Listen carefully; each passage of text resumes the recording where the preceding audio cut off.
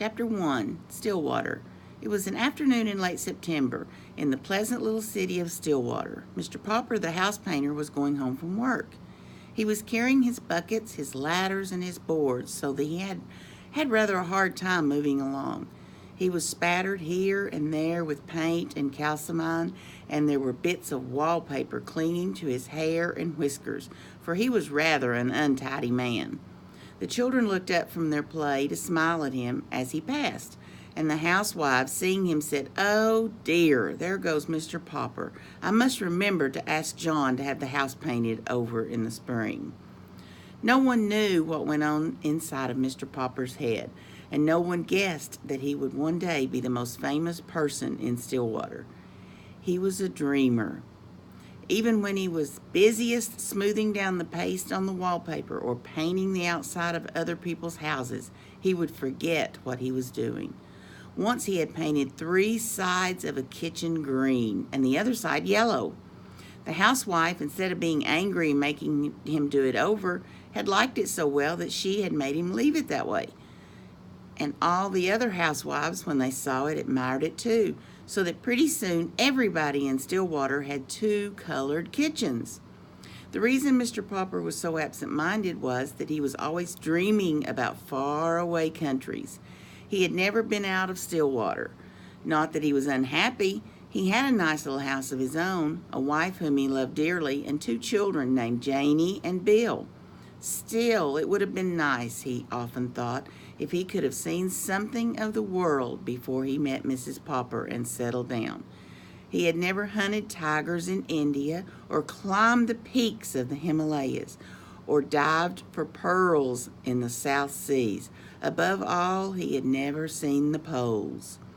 That was what he regretted most of all. He had never seen those great, shining, white expanses of ice and snow. How he wished that he had been a scientist instead of a house painter in Stillwater, so that he might have joined some of the great polar expeditions.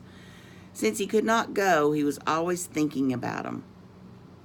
Whenever he heard that a polar movie was in town, he was the first person at the ticket window, and often he sat through 3 shows.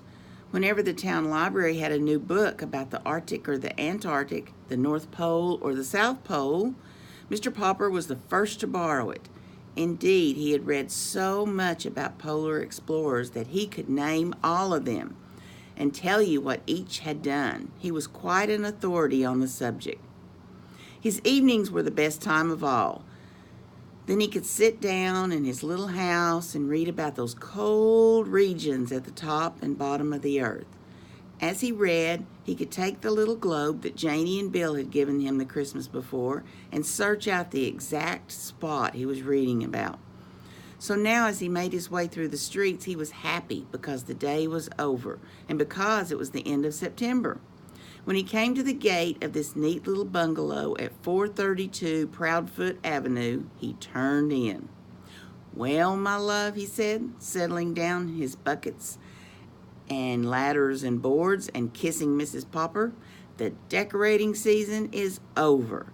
I have painted all the kitchens in Stillwater. I have papered all the rooms in the new apartment building on Elm Street. There's no more work until spring, when people will want their houses painted." Mrs. Popper sighed. "I sometimes wish you had the kind of work that lasted all year, instead of just spring until fall," she said. "It would be very nice to have you at home for a vacation, of course, but it's a little hard to sweep with a man sitting around reading all day." "I could decorate the house for you." "No, indeed," said Mrs. Popper firmly. "Last year you painted the bathroom 4 different times because you had nothing else to do, and I think that's enough of that. But what worries me is the money. I have saved a little, and I dare say we can get along as we have other winters. No more roast beef, no more ice cream, not even on Sundays." "Shall we have beans every day?" asked Janie and Bill, coming in from play. "I'm afraid so," said Mrs. Potter. "Anyway, go wash your hands for supper, and Papa, put away this litter of paints because you won't be needing them for quite a while."